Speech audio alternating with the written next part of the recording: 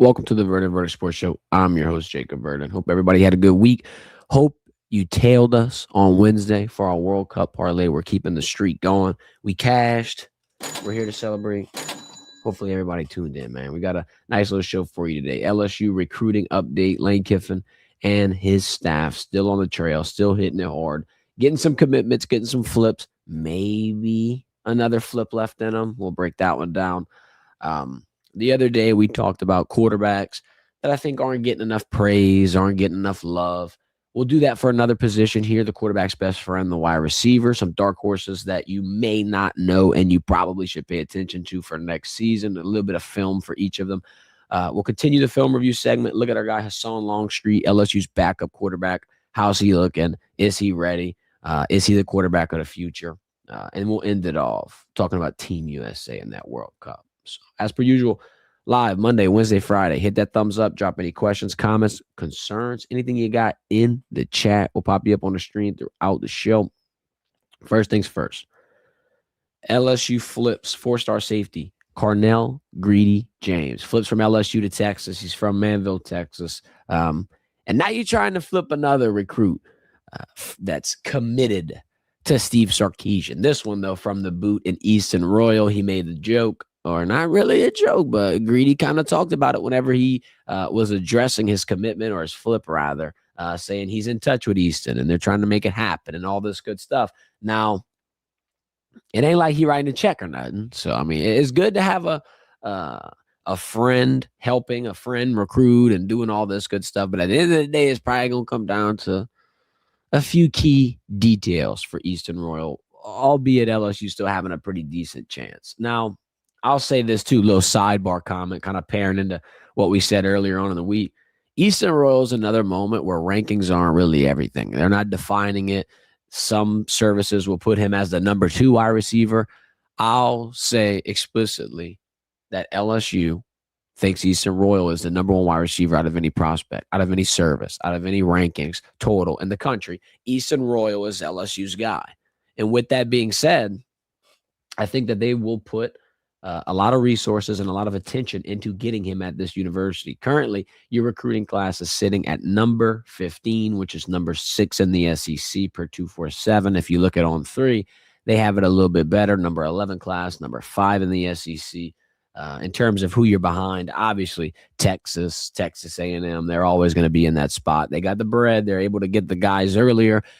Can they keep them is a different question, but they're able to definitely accumulate them as they have. And then Oklahoma and Florida, naturally, they're trying to catch up. They're at a complete different spot. They are not necessarily a contender, but they're trying to become one. And they're at a different stage in their journey when compared to Texas or LSU or even Texas A&M. Now, with LSU's instance, with the momentum they've been able to build with Lane Kiffin, with the new staff, with the overall hype, I'll go out on a limb and say it only gets better as the season progresses, as you see the potential success that they can go and endure, or experience rather. That's when the momentum will really be at its peak. Because at this point right now, you're still feeling it out. You still really don't know what to expect. It's brand new, and it's all based around hype. It's all based around the mystique of bringing in one of the biggest name coaches in college, nonetheless, the SEC.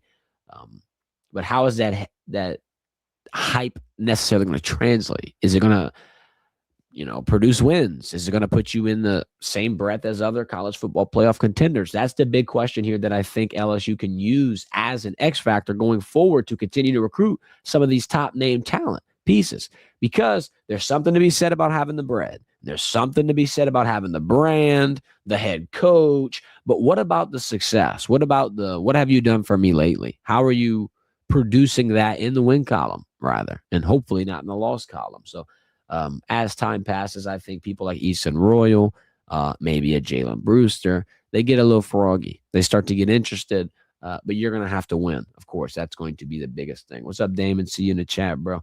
And man, off work, 4th of July, premature celebration. I don't know what to call this. What's the official title of today?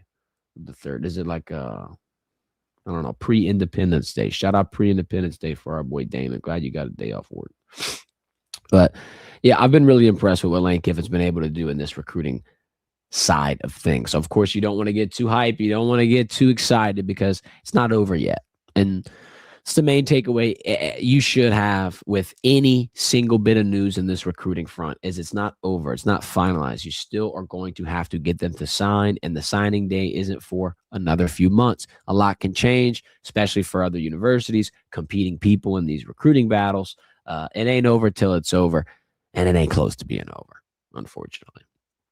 All right, let's talk about some dark horses for wide receiver. So the other day I talked about some quarterback dark horses that I feel like are not getting any love. One of them, Drew Messmaker. Another one, Kamario Taylor. A few of the names we saw at the Manning Passing Academy. Now I'm going to do it for other positions. We're going to start with wide receiver, find some sleepers, names that you can either expect to learn or you'll 100% know by next year. Some of these names on this list you've heard of, but you might not have circled. You might not expect what you should expect from them, rather. Let's start it off with Wyatt Young. The transfer from North Texas, he followed his guy, Drew Messmaker, over. It goes without saying, if I think Drew Messmaker is going to have a good year, then Wyatt is going to have a good year. They both are following Eric Morris to Oklahoma State after he gets the job from, after coaching North Texas into a contender, if you will. Going to have a familiar system, a familiar quarterback. You got all that good aspect, which you translating to the next level. I believe he's a great target in said system. He was third in yards in the country last year. And I really do believe a ton in Drew Messmaker's arm, his ability, and how they can step up to the plate in the barren Big 12 now that Sorsby is kicked out of college football. Last year, Wyatt put up 70 catches, 1,200 yards, and 10 touchdowns at North Texas. This year, I think you could potentially see some of the same. Here's a little bit of film from him. We don't have a bunch. We have a couple of big plays that I think can show his ability. This screen dump off. You better not lose him. You better not blink because you're going to miss him. He's off to the crib. That's a 70-plus yard touchdown for Wyatt right there. Is he going to do it every play? No, but this is the skill and the characteristics that you can expect him to possess next year for Oklahoma State. Another big one. He could turn into some noise. Don't miss him. He gone. You don't have to really wrap him up. He's gone. He's gone all the way to the crib.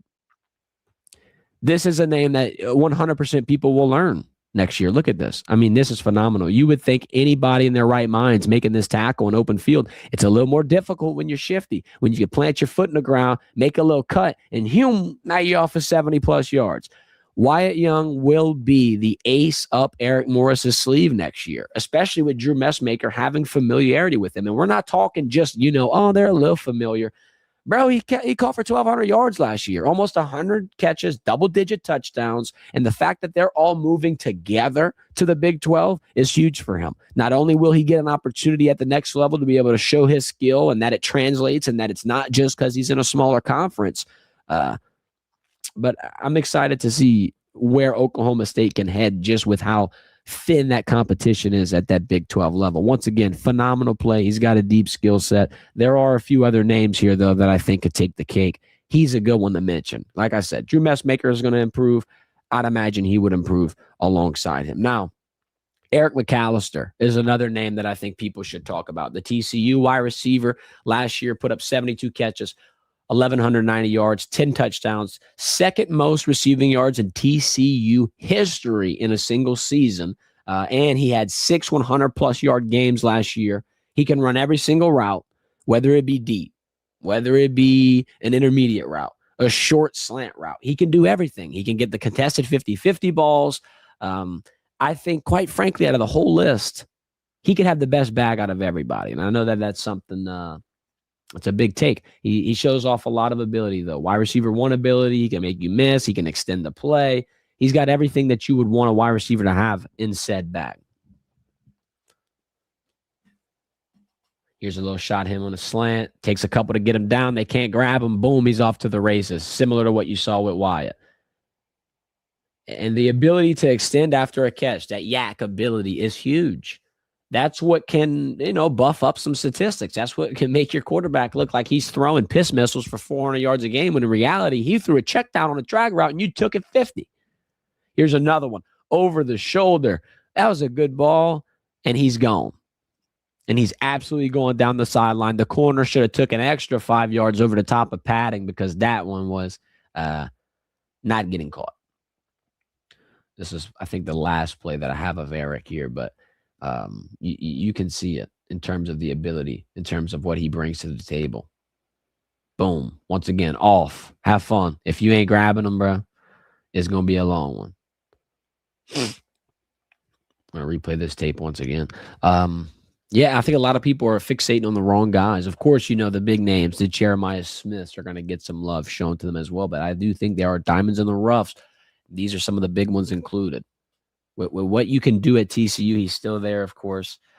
It's not the most competitive conference, kind of what I was saying with Oklahoma State having a chance to be able to compete. The platform is big enough to where the competition will be, like if you're playing a Houston or a Colorado, those games and those opponents are quality enough where this tape would stand out. It wouldn't be a blemish where it's like, we want to see what he does against more competition. I think he can do this against damn near everybody.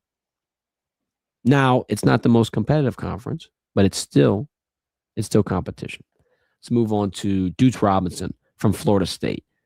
This is when it starts to get a little more interesting. Deuce Robinson has an insane frame. He's a monster. 6'6". He's got explosive speed, though. It's paired with this, and it's almost unfair. Last year for Florida State, 56 catches, 1,081 yards, only 6 touchdowns. This is interesting. How are you 6'6", getting an 1,000-yard season, and you've only got 6 touchdowns? This should be a red zone magnet. This should be somebody that you just 100% throw it up to him, and it's going to increase your production in that area, the most important area of the field. He's not just a deep ball guy. I feel like you can put him in a shorter spot. Watch him use that footwork. Watch him use that frame against someone in the short field. Last year, too, in terms of the ACC, first team, he was a Biletnikoff semifinalist. Like he got some flowers last year, but this year I think Deuce Robinson can really turn a lot of heads. Here's some tape on him as well. The 6'6" frame is outrageous. Absolutely outrageous. Shout out J. Luke in motion right there. Look at him over the top. Boom. Over the shoulder ball. He's gone. He's absolutely gone.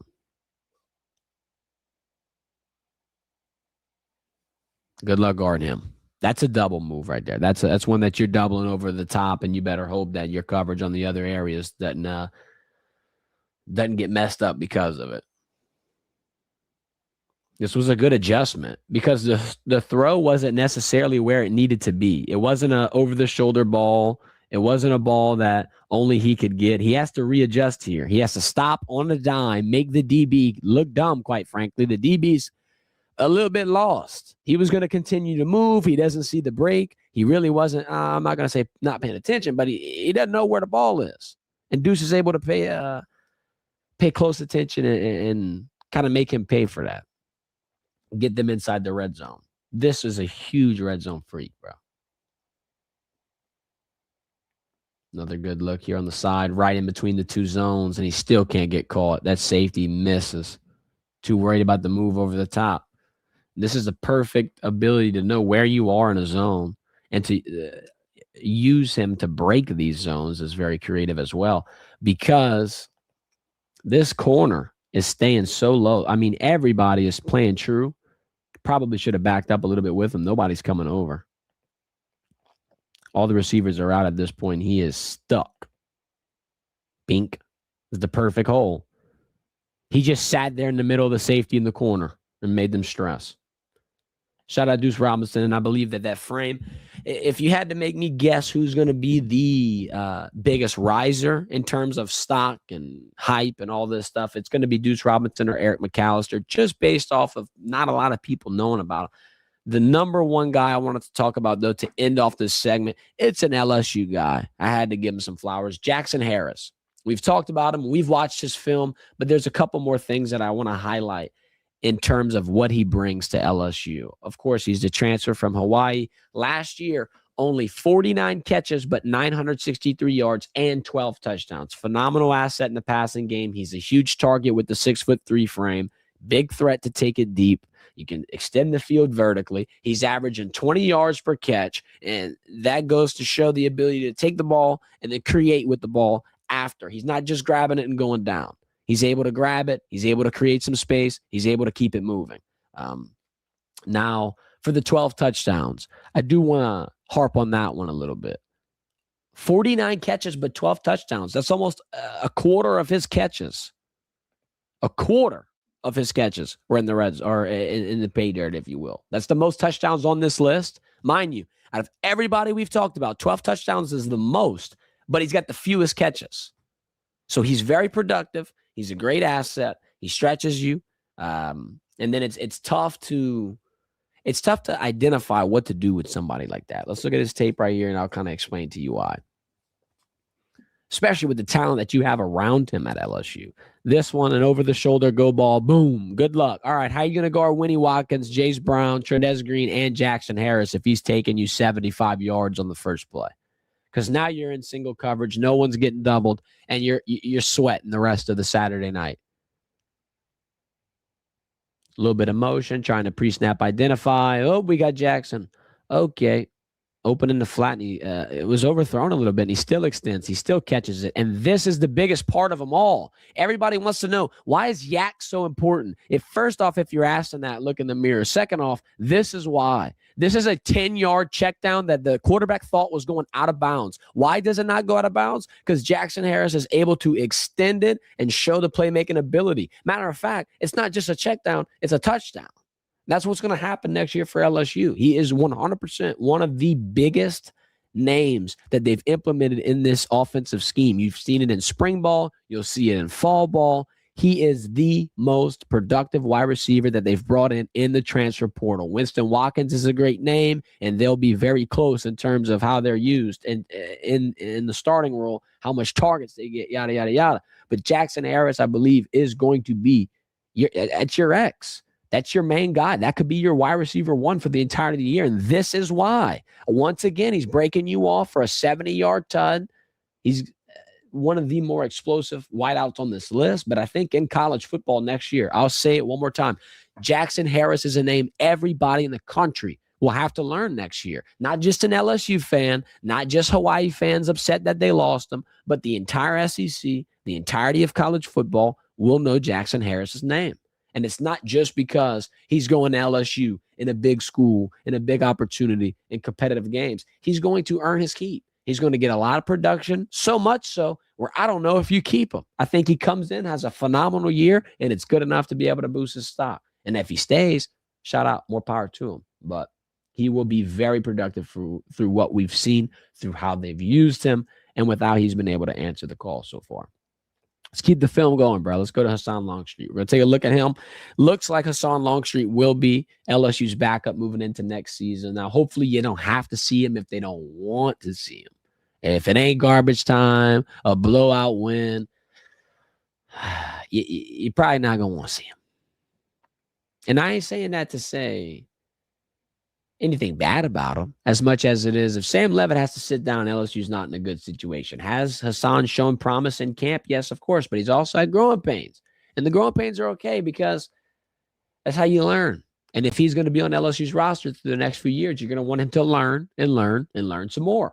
He's had some picks and practices, but I'll be honest, here's a positive. He has looked the most accurate out of every backup that LSU has currently. Let's take a look at some of his tape from his time at USC. Got about 3 minutes of tape. Not everything's pretty, but you got some nice ones in there. This is a decent look in the flat. Nice little check down. Doesn't have much. He honestly kind of read this one quickly. You see the two flats both pretty much on the same exact spot, that 30-yard line, one on the left, one on the right. Probably were his first two reads. Didn't have to do anything too complicated here, but got it out quick, a little snappy.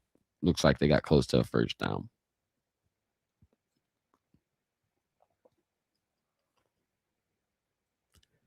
And learning from Lincoln Riley is not something that should be taken for granted either. See this nice play action on a little weird screen. Doesn't gain much, but so far you see them trying to keep him in shorter field situations, not having to use his head too much and not having to try to, win through the air.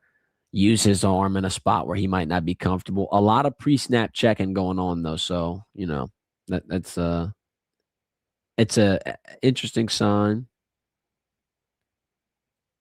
You see him rolling out here, another one of these short looks. Haven't given him a lot of intermediate options. I mean, I think the furthest we've seen him throw a ball so far is 5 yards, maybe 8.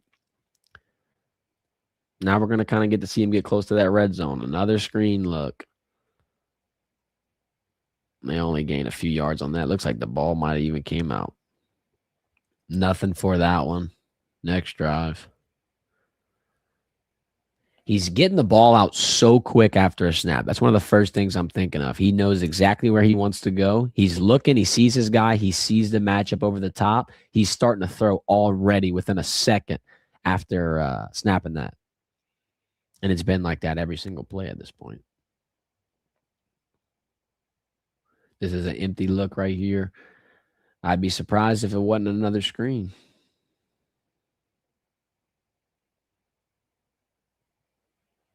He's rolling out with the pressure.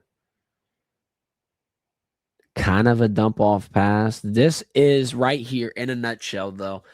I don't want to say what you can expect from him because the arm and the target right here wasn't necessarily the best, but the extension, the mobility, the pressure coming off the edge and him moving around to try to, escape it, if you will. That is why you brought him into this LSU scheme. That's what he possesses, and you don't have to be a dual threat in a Lane Kiffin system, but it really helps if you do, because if you're mobile, you can do a lot more. Do you have to directly run him? Does he need to be Lamar Jackson? No, but he can't be sedentary.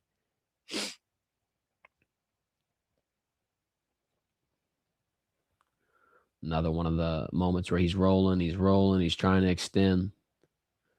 A lot of pressure here for him. At least you're seeing an ability to be able to move out, though. To move out, to throw it on the run, and to be able to read while on the run, too. Another empty look here, another quick throw. Looks like he hit Lemon. Nice little cutter on the side. Once again in the red zone. Can we get some action? Bing! A little Hassan Longstreet tut, man. This was a good read, too. Snap the ball. These two linebackers are kind of coming in over the middle. Looks like they're either blitzing or they ain't getting back in a flat for that tight end over the middle. Doesn't respond, perfectly splits them. And the eyes is my favorite part about it all. He's got a good ability to be able to read the field, and he doesn't need to take forever to do it. Some backups are kind of uncomfortable. He's not. He has confidence, and he trusts what he sees, and he's going to go out there and let it rip. Another look at him in the red zone. Little touch pass. Hey, bro, that's counting. It's a touch pass, even though it looked like a run. That's counting for him.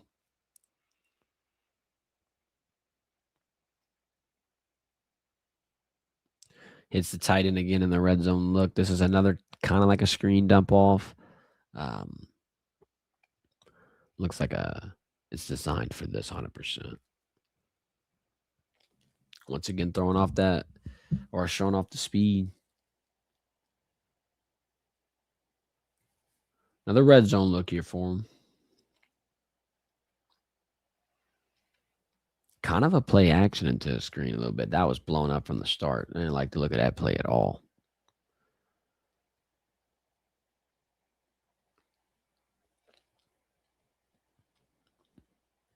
Not too much on that short route.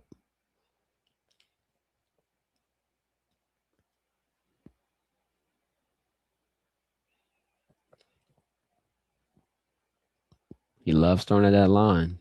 The yak kind of helped him. We got one more in here. Yeah, one more red zone shot. Ended off with a bang, Hassan. Play action zip right into it. So from most of the time that you've seen him at USC, it's not going to be anything dangerous, not going to put him in a situation to kill that confidence. It's probably a game management spot. We're looking to get short, spotty, quick game passes, get in, get out. The big takeaway, though, is the mobility and him extending plays, him getting out of a pressure situation where a lot of people are running down the pocket or running through gaps and trying to get around the edge and get to him. He's able to move around. Sometimes he can get the ball out, get some type of positive plays. For the most part, though, very vigilant, very aware. if he can get comfortable in this scheme and develop, and obviously you see him extend that ball, throw it down the field a little more with some accuracy, it could be your guy. Is it going to be your only guy? No, you don't know that. But you might have a decent option here with Hassan Longstreet. And like I said, with learning from Lincoln Riley, it can't really go understated because that's two of the best offensive coaches in college that you're now learning from, in Lincoln Riley and Lane Kiffin. Those are two quarterback gurus. So if anybody will be able to develop an arm, it'll be those two. So shout out Hassan. We got some faith in you, man. Before we hop out of here, let's talk about the World Cup, man. We hit our parlay. Shout out to our boy Harry Kane from England. If y'all rode, congratulations. If you didn't ride, you should have. I don't have one for you today, unfortunately, but Team USA did their thing. Despite the red card, trying to murk them last minute. Now, they play Belgium on Monday. Winner faces Portugal or Spain. Oof, oof, oof. And then the red card controversy. A lot of people talking about Falarian. I don't know how I feel about it. He'll be suspended for the Belgium game, and USA still favored, which is insane. And it depends on how you deem favored. I'm deeming favored. They have the best odds, better odds of the teams. Are they minus? No, not necessarily. Plus 165 on the regulation, and then to advance, both of them are pick 'em, about minus 115, minus 105, kind of floating around there. I don't know how I feel about it. I already told you how I felt about it last week. I don't want to keep doubting. I don't want to keep doing it because I really don't feel like it's going to happen. But I don't want to sit here and just, keep hating and every week hate on Team USA. But I'm getting nervous. I'm getting nervous. It wasn't a terrible game, but it wasn't a game that had you feeling confident. I believe up until that red card, it was in hand. And then once the red card happens, you're like, oh, shit. Well, I'm just ready to have another oh, shit moment. With Belgium and Senegal, that was obviously heroics. They were down 2-0. My buddy cashed out his bet, and then bam, Belgium's back in the mix. Like they never left. I'm worried for that one on Monday.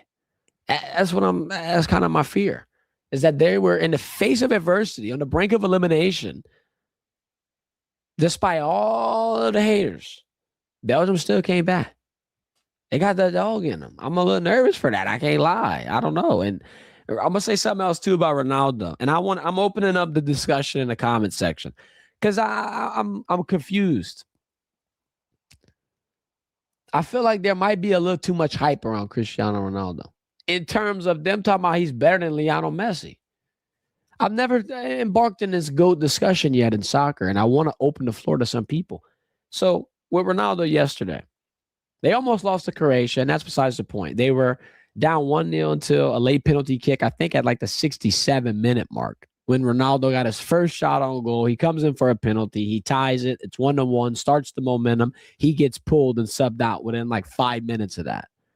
Afterwards, they had a last-minute goal at like the 94th minute, whenever they added extra stoppage time, which, by the way, they were like, hey, we're adding 10 minutes. They sat that shit for like 25 minutes. It was almost like an extra hour of gameplay. And another thing, Croatia did hit a goal. I think actually they hit 2, and they got called back. You get the VAR and all this stuff. Look, if your team scored and you see the ref do this and he go into that iPad, hey, you're cooked, buddy. You're cooked. Just know that goal is getting off the board. And that didn't happen to Croatia last night against Portugal. And I say all that to say, Ronaldo in the knockout stages getting his first goal ever, and then the suspense, if you will. Like, he didn't even know if he was going to have another World Cup game, because odds are, if that was his last game, it's over. That was his last World Cup appearance. He's not coming back 4 years later for another one at 45 years old. So it just bears the question, to me at least. Messi ain't doing that. Messi ain't down 1-0 at the end. That's my opinion. And I know it's a team thing, but in terms of individual production, you could look at goals. You could look at just about every single asset, every single facet of the game. I'm just personally confused. I'm not saying somebody's wrong. I'm just personally confused on why people think Ronaldo's better than Messi. And I'm open in the discussion. If somebody has a nice, educated opinion, I would be more than happy to hear you out. But it just doesn't seem close, in my opinion. It seems like Messi is clearly ahead. And yesterday, Portugal almost getting eliminated kind of proved that for me. And I don't want to say proved it, but it made me feel it. if you will, going forward. Put it this way. If I'm betting on shots on target or an anytime goal or all this stuff, I ain't betting on Ronaldo. Matter of fact, Ronaldo is banned. I'm not doing it. I would bet on Mbappe. I would bet on my boy Haaland. I'd bet on Messi. I'd bet on shout out Mr. Harry Kane. But Cristiano Ronaldo, boss, look, you've had a lot of good moments and a lot. You've had a great career, and sometimes at the end it just comes to this, and I think it's come to that. Sound off on me on the comments, though. I'm about to hop out of here. Appreciate everybody for tuning in. Damon, appreciate you, man. Hope you have a good day. Enjoy your day off. Happy 4th of July tomorrow. Y'all enjoy the day, man. Y'all enjoy it. We'll be back Monday at 9 a.m. This has been the Verdin Verdict. I'm your boy, Jacob Verdin. Hit that thumbs up on the way out and have a good one.